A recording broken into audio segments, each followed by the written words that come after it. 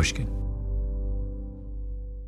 If your finance team spends more time finding data than using it, if there's one entity here and one there and one here and one there, if scaling your business feels like starting over, you need the Intuit ERP. Intuit Enterprise Suite is the AI-native ERP solution that's powerful, painless, and proven. Learn more at intuit.com/ERP. We spend hours deciding what to buy, but there's a split-second decision that can make or break a sale. Do you have the trust to hit buy now? Agentic commerce is testing that moment more than ever. And that's where PayPal comes in. With 25 years of checkouts, 400 million consumer accounts globally, and the benefit of purchase and seller protection, all of which make sure wherever a purchase starts, it ends with trust. Built for payments, growth, and agentic. PayPal Open, built for all business. Visit paypalopen.com. Purchase and seller protections on eligible transactions only. Terms apply. See paypal.com/risk-management for details. Liberty was never just a word.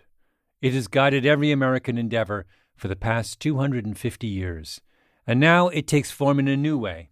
The 2026 Semi-Quincentennial Coin and Medal Program from the United States Mint celebrates the founding ideals that have long shaped our coinage.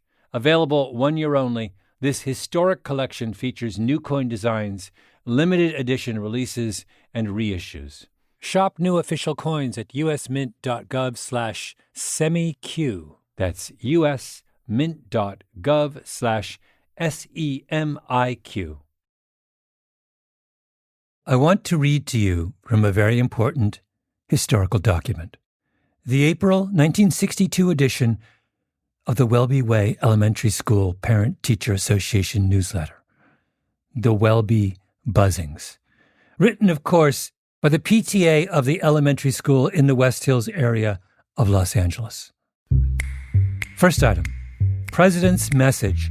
I would like to say thank you to the ladies that worked so hard on the, and this is all in caps, double parking safety campaign. Second item, sing along with Progress PTA meeting for April. Our hostesses will be the 6th grade mothers. Third item, a meeting on safety and fire prevention. Fourth item, an interesting and informative trip to the fire station. Fifth item, the local council meeting. Key detail, it's going to be a luncheon. Are you still there? Still awake? 4 announcements on school safety, a 5th on participatory democracy, a luncheon. I'm guessing you're bored to tears. It's all so very PTA. The only things missing are the potluck supper, the newspaper drive, the book fair. But that's where you're wrong. This newsletter is in fact the skeleton key to understanding our political moment right now, like this exact moment. If you're listening to this episode soon after its release, there are 2 things going on in your world: the U.S. presidential election between Donald Trump and Kamala Harris, and more Halloween candy than you know what to do with.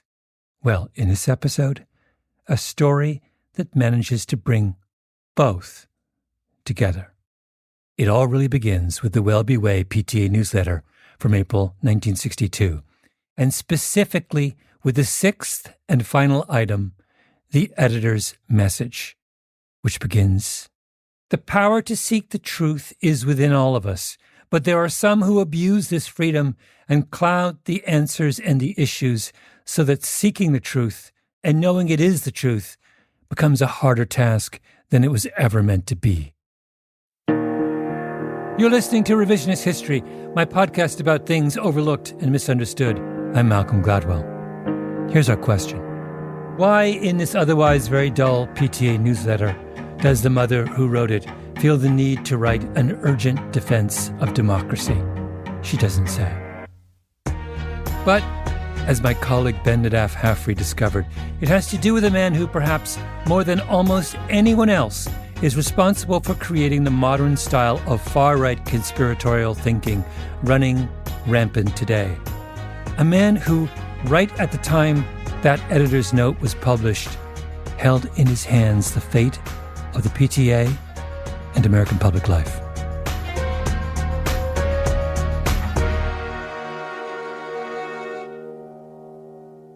Here's Ben.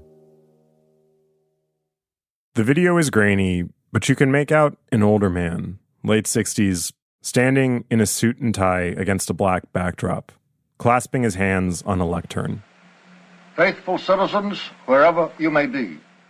He's got big ears, a big nose, and a high forehead, well suited to an indignant raising of the eyebrows.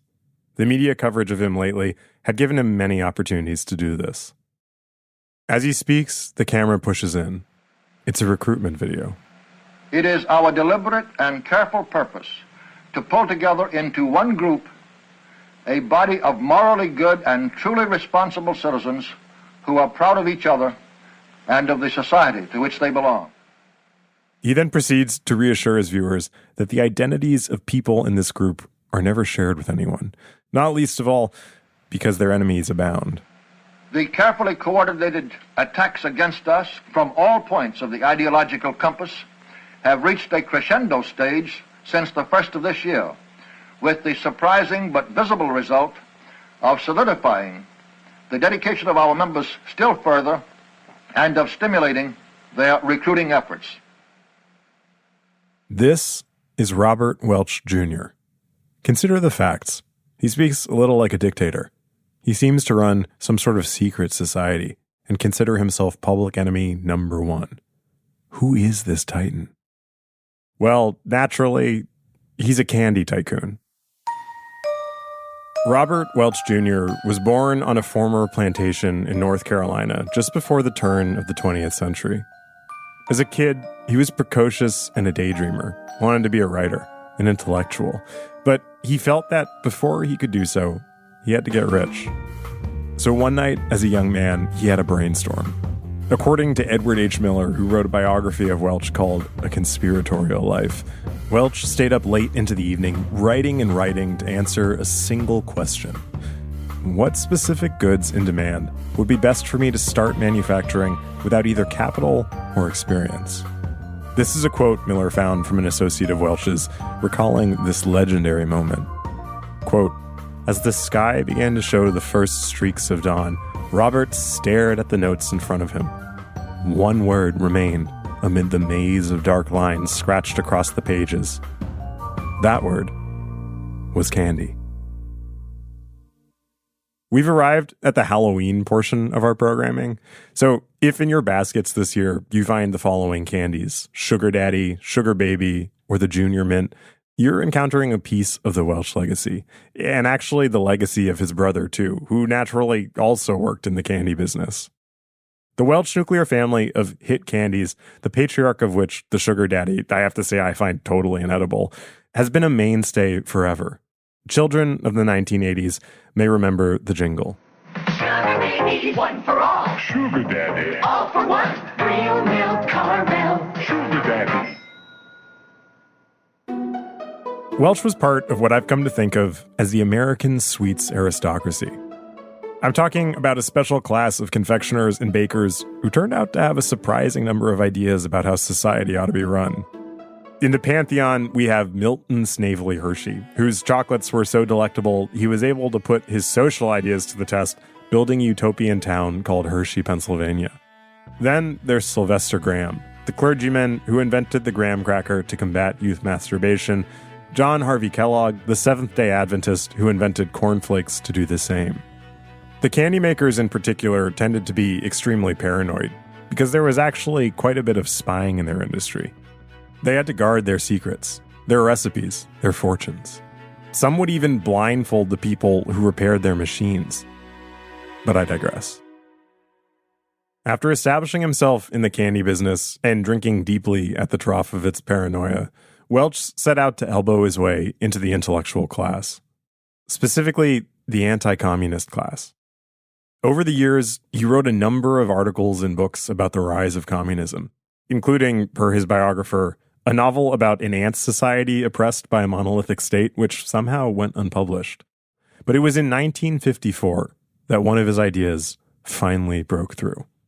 He was very secretive about these because Welch was always worried about the communists, as he saw it, getting a hold of what he was saying.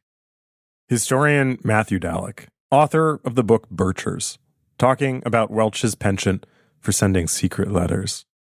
Because if they exposed him and they damaged, this patriotic movement to destroy communism, it would basically be like killing his movement in the crypt. Now, the letter he sent in 1954 in particular merited sensitivity. It was a roughly 9,000-word attempt to explain why he disliked Dwight Eisenhower so much, the first Republican president in multiple decades. The letter built to the irrefutable conclusion that Dwight Eisenhower was not really a Republican. He was, quote, a dedicated, conscious agent of the communist conspiracy, operating under the direction of his brother, the affable Milton. They're really divorced from, any semblance of the truth. The other thing, though, is that the argument against Eisenhower, I think, fits into the Joe McCarthy argument that clearly the setbacks in the world for the United States in the fight against communism is a result of communists in the government, including Eisenhower, allowing the communists to win. Where the Ant book had failed, the letter succeeded wildly. It ballooned into a book that is over 400 pages long, complete with an extremely tedious footnote section explaining the sourcing for his outlandish claims. As Welch once wrote, explanations are like government. Nobody loves them, but a minimum amount of both is a necessary evil. But anyway, Welch was not content to mail secret letters the rest of his life. He wanted to build a movement. So 4 years after that letter, in October 1958, Welch brought together 11 of his most powerful friends to a secret meeting in Indianapolis. He didn't say what for, but he did tell them each to book their own hotel rooms so people wouldn't see them together. Then he promised them that there was nothing conspiratorial about what they were about to do, which was to gather in a secret location for 2 days and conspire. My undertaking today is to try to tell you all about the background methods and purposes of the John Birch Society. This tape is from a recruitment video he made later on. We don't have a recording of what he said that day in Indianapolis. I mean, it was a secret meeting, but I think it's safe to assume he was on message. Welch was there to start a new anti-communist organization. After all, with the communists already in control of the U.S. presidency, the situation was getting a little out of hand.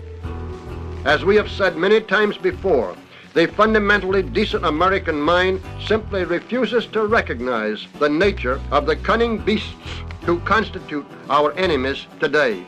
This is especially true when these criminal gangsters assume all of the suavity and regalia of high office. 11 men walked into that room in Indianapolis, and the John Birch Society walked out. Named, by the way, for an American missionary who'd been killed by Chinese communists and then became a kind of patron saint for people like Robert Welch Jr. These were important men with money and time to burn and an axe to grind. They had Eisenhower's former IRS commissioner, presidents of major companies, a former aide to Douglas MacArthur, and Fred Koch, oil man and father to the Koch brothers, was there too. Awake, my friends, and arise now, or be forever fallen. We mean business, and we can still win, but we are in a race against time, with the enemy advancing every day. Welch knew what he was doing. He took his show on the road, giving versions of that speech across the country, and a lot of the listeners, bored Americans rattled by war and freaked out by integration, thought, hey, this guy's got a point. He started with just his friends who thought like he did, then his friends' friends, and then his friends' friends' friends. But Welch's dreams were always much grander. By any realistic appraisal of our size against our need, we are still very small. But we certainly expect our present growth to continue until we have the 1 million members of fervent patriotism and unassailable character, which is our goal. Despite Welch's vision for 1 million patriots to join the John Birch Society, estimates show that the membership was likely at an all-time high when it hit 30,000 members in the 60s. The mission was not explicitly to take over a political party. It was not to even take over necessarily American institutions. It was to wage a mass education campaign to alert Americans, to educate them about the dire nature of the communist conspiracy inside the United States. And so a small but influential group of right-wingers became convinced that there was a war going on at home. A continuous, undeclared war in which our enemies observe no rules of international law, of civilization, or of human decency. But where was the front in this war exactly? 2 years after its founding, the Birch Society had part of the answer. The Parent-Teacher Association, of course. We'll be right back.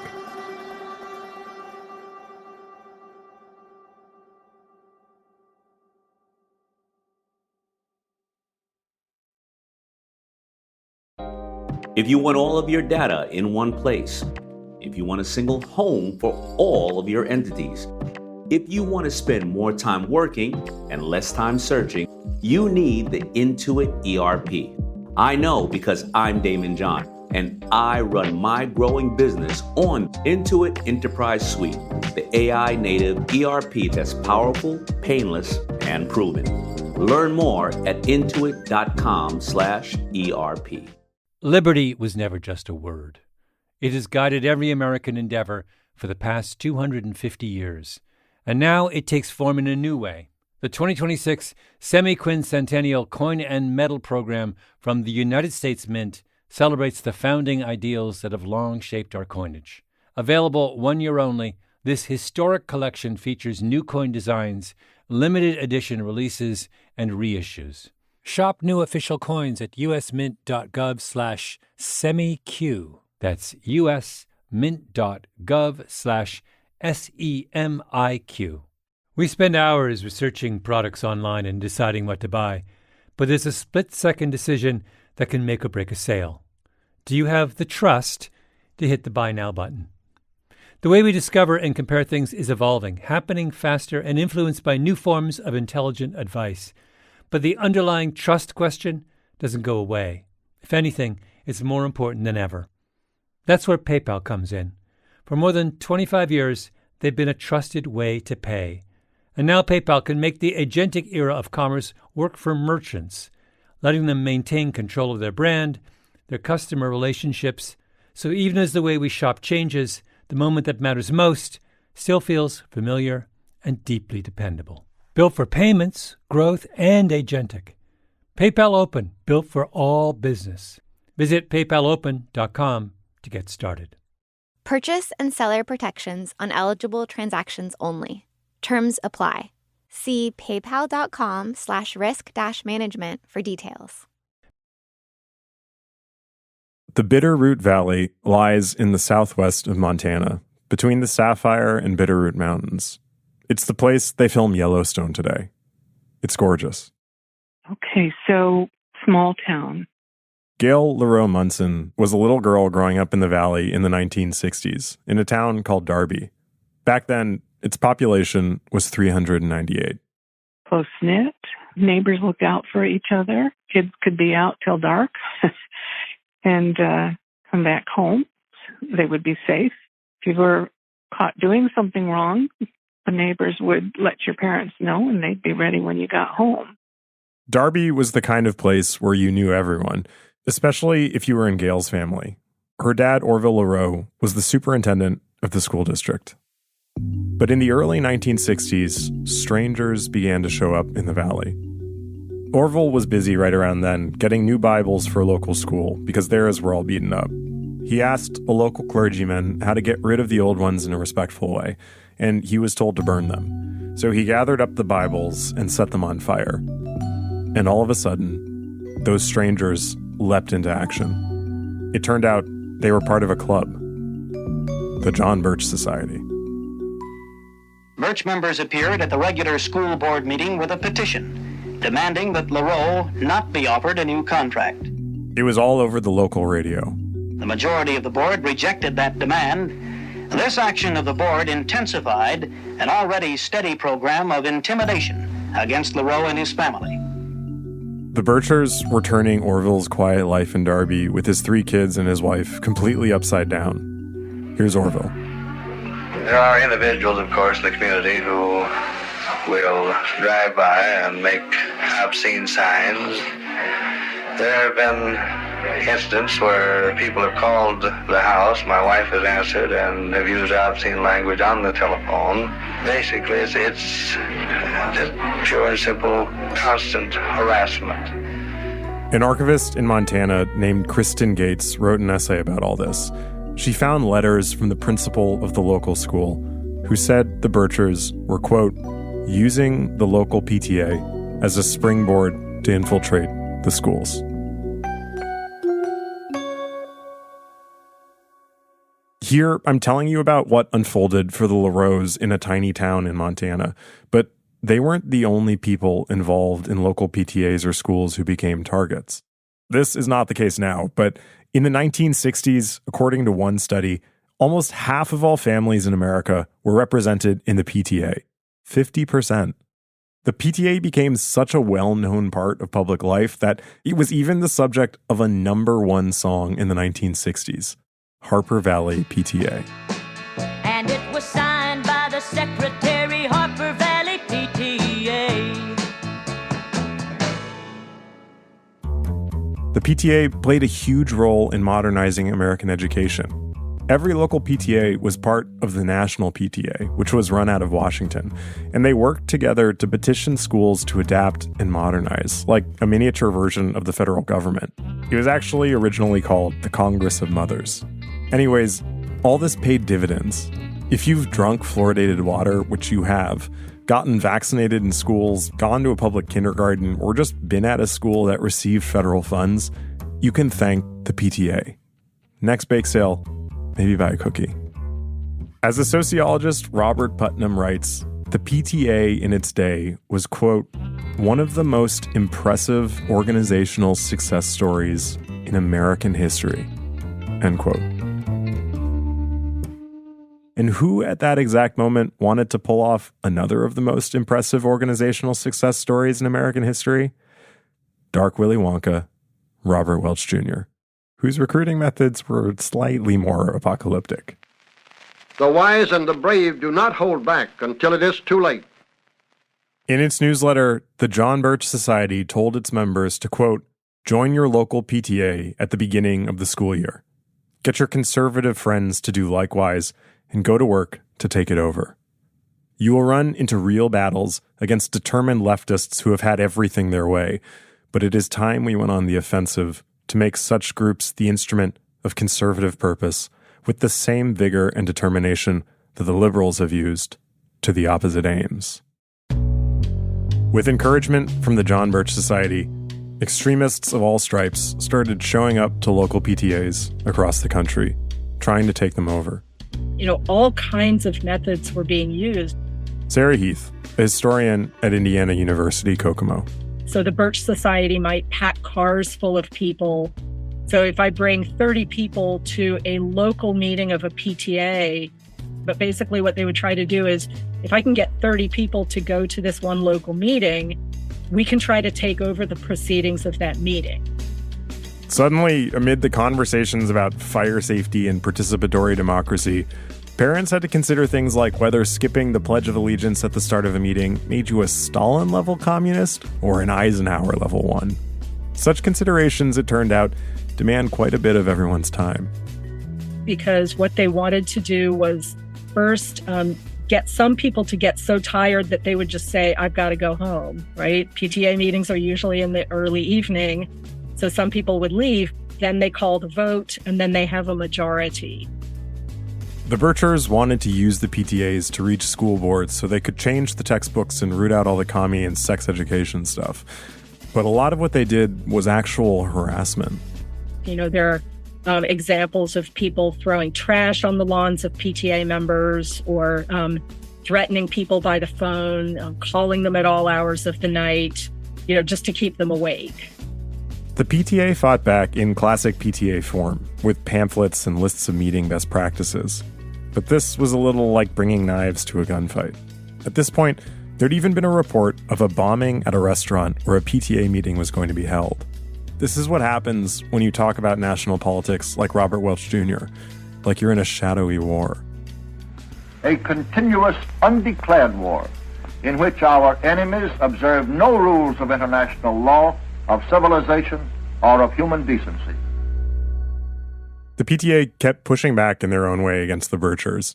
There's even a quote from the PTA president in the congressional record saying, "These extremists are not really after the PTA, but are attempting to gain control of it to get at their real objective, the educational system." But for Orville LaRoe, the superintendent in Darby, Montana, these extremists weren't some faraway thing. They were at his doorstep. When I walked home in the evenings, at times I've had a car follow me. Ordinarily, they apparently are cowards because when I have stopped and gone over to take their license number, they'll zoom out of the picture. But the aggression wasn't just limited to Orville. Orville's eldest son was a fifth grader in the local school. One day there was a basketball game. He was sitting in the stands watching. He was not an unpopular kid, but midway through the game, a couple of classmates walked up to him. They pulled him out of his seat, and they began to beat him mercilessly. This is Gail again, his sister. And when they were beating him up, he was at a basketball game in the gym, and other kids were cheering it on. The kids weren't Birchers. All they knew, he was Orville the Bible burner's son. Then he's come into the house and asked us why they are calling him names. He says, I didn't do anything. And of course, it's rather hard to explain for a youngster of that age. He came home bloodied. We were all confused. Why, what did I do? Why did this happen? The tipping point came when Orville LaRoe was driving his whole family along one of the roads around Darby. Suddenly, another car appeared and tried to run them off the road. They all could have died, and that was the last straw. After years of harassment, he decided it was time to leave Darby. He sacrificed for the family, and I know that was a really difficult thing to not stay and fight because my dad has so much integrity and he was a tough guy. And if he hadn't had a family, I firmly believe, my brothers and I believe, he would have stayed and he would have fought this situation. The people of Darby had a picnic for the LaRoes before they packed up and left. Montana had been Orville's home since he was a kid, the place he'd loved to fish and hunt, taught school, and raised a family. When the LaRoes left, the school system didn't just lose its superintendent. It fell apart. There were 23 teachers in the Darby Consolidated School. That fall, only 7 went back to work. Things were never the same for the LaRoe family either. When I called the kids up, none of them really wanted to talk about this. Then they changed their mind. I think, if I had to guess, because they wanted to stand up against the people who did this to their family, to their father, and also to their mother, Dorothy. My dad said before this happened, she was such a fun person, great sense of humor. I loved to hear my dad's stories of my mom because I didn't witness a lot of this. And so, we were all cheated out of just an amazing person. And I just can picture her. Just kind of don't tell, the neighbors this, don't tell the neighbors that, don't tell anybody this, don't tell anybody this. They moved from one small town to another, but Dorothy never could quite trust her neighbors again. What came of the Birch Society and the PTA after the break?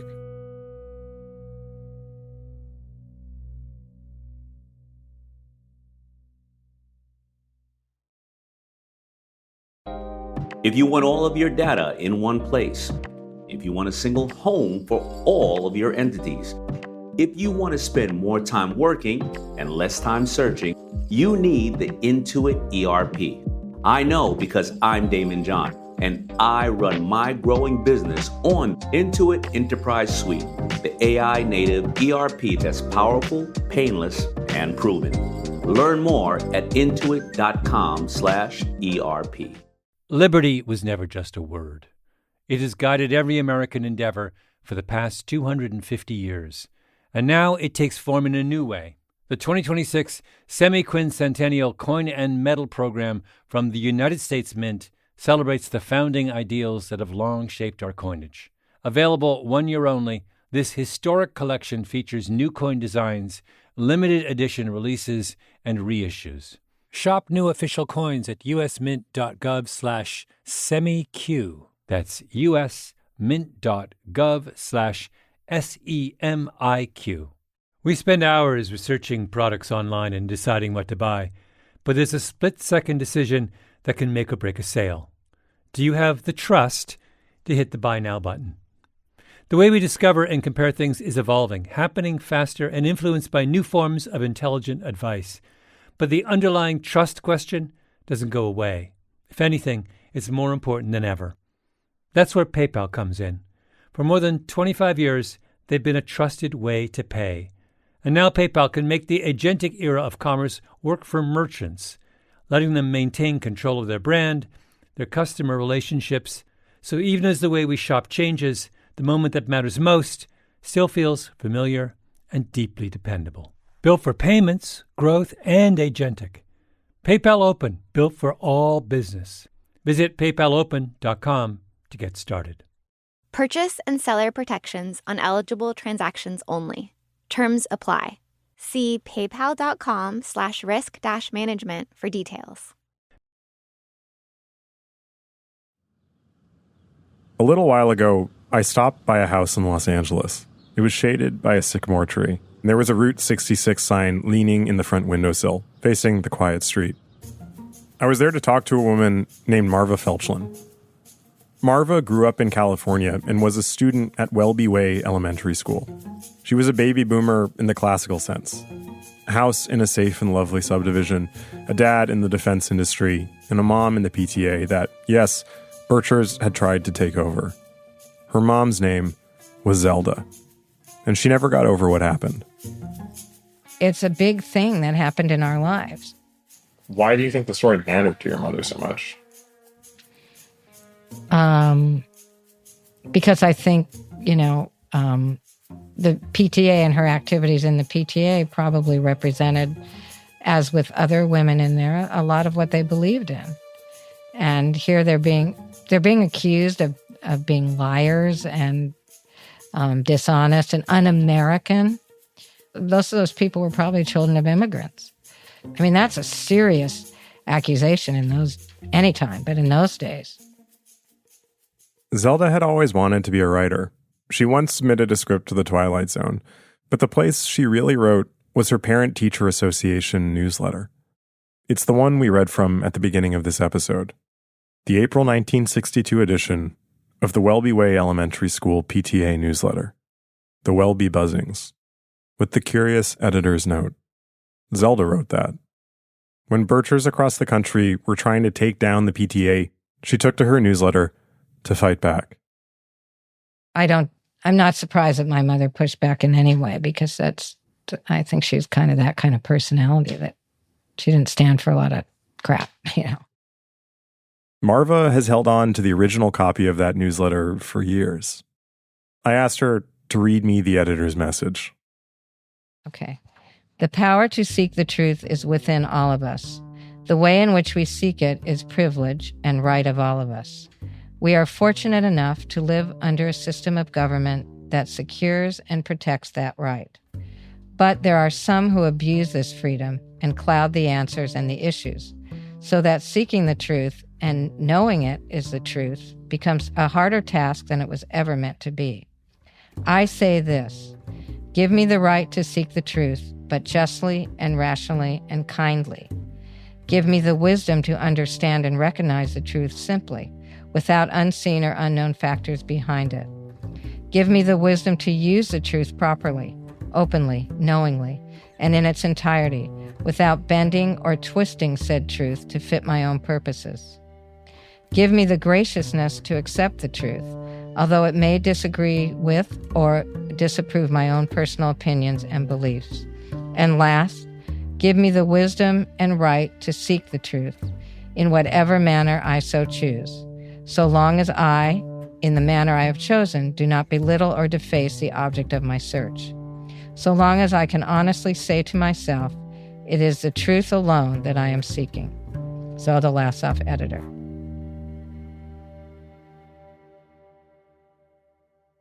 During those same years when Birchers were mobbing PTA meetings, the PTA as a national organization began to die for good. It just kept losing members until it became, effectively, a loose group of local organizations. It still exists, but you wouldn't write a number one song about it anymore. I don't think that was all the doing of the Birch Society, though it certainly didn't help. The rise of the Birchers and the fall of the PTA were both part of the backlash to Brown versus Board of Education, a response to integration and civil rights. The Birch Society went into decline then, too. It had become radioactive, mocked to death in the press, repudiated by even William F. Buckley, turned on by mainstream Republicans, torn by its own infighting, investigated by the Anti-Defamation League and the FBI. But it never vanished. Robert Welch Jr. was involved with the Birch Society almost until his death in 1985 under the presidency of Ronald Reagan, who, true to form, Welch once called a communist lackey. His society lives on in diminished form. These days, they're a lot less notable. They're just one in a sea of right-wing groups. But why did people like Welch hate the Parent-Teacher Association so much? It seems to me like the Birch Society and the PTA were locked in a kind of death match between two visions of American civil society. The PTA was the vision of the American Vital Center, progressive, orderly, incremental, and evidence-based. Its model was the U.S. federal system, local and national, working patiently together. But the John Birch Society was modeled on communist cells, secretive, with hard caps on membership to keep things decentralized. Rather than optimistic, it was paranoid. Rather than incremental, they called for a kind of revolution. The PTA was about trusting your neighbors to share your interests too. The John Birch Society was about always suspecting them of betraying you. I don't know if that sounds familiar to you, but it sure does to me.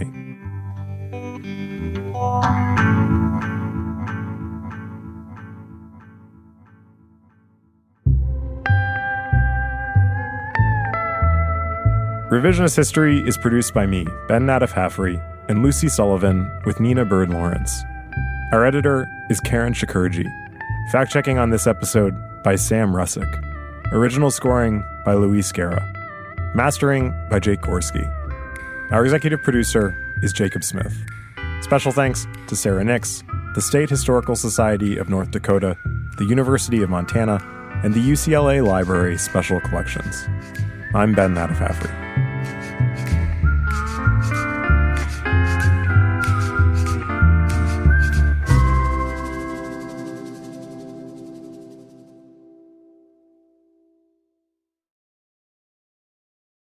If your finance team spends more time finding data than using it, if there's one entity here and one there and one here and one there, if scaling your business feels like starting over, you need the Intuit ERP. Intuit Enterprise Suite is the AI-native ERP solution that's powerful, painless, and proven. Learn more at intuit.com/ERP. We spend hours deciding what to buy, but there's a split-second decision that can make or break a sale. Do you have the trust to hit buy now? Agentic commerce is testing that moment more than ever. And that's where PayPal comes in. With 25 years of checkouts, 400 million consumer accounts globally, and the benefit of purchase and seller protection, all of which make sure wherever a purchase starts, it ends with trust. Built for payments, growth, and agentic. PayPal Open, built for all business. Visit paypalopen.com. Purchase and seller protections on eligible transactions only. Terms apply. See paypal.com/risk-management for details. A BetterHelp ad. Have you ever had so many tabs open that your computer starts slowing down? 10 for work, 5 for family, 1 for that thing you've been meaning to figure out. 20 more are running quietly in the background. Life can feel like that too. According to BetterHelp's 2026 State of Stigma report, 85% of Americans say getting support is a smart thing to do. Yet 74% say society still discourages people from asking for help. And more than 3 in 4 Americans reported symptoms of anxiety or depression in the past 2 weeks. Therapy can help you sort through what's taking up space and attention. With BetterHelp, you can connect with a licensed therapist online on your schedule. You'll be matched based on your needs, and you can switch therapists anytime. In fact, 69% of BetterHelp users showed meaningful improvement in anxiety and depression. Maybe it's time to close a few tabs. Visit BetterHelp.com. That's better, HELP.com.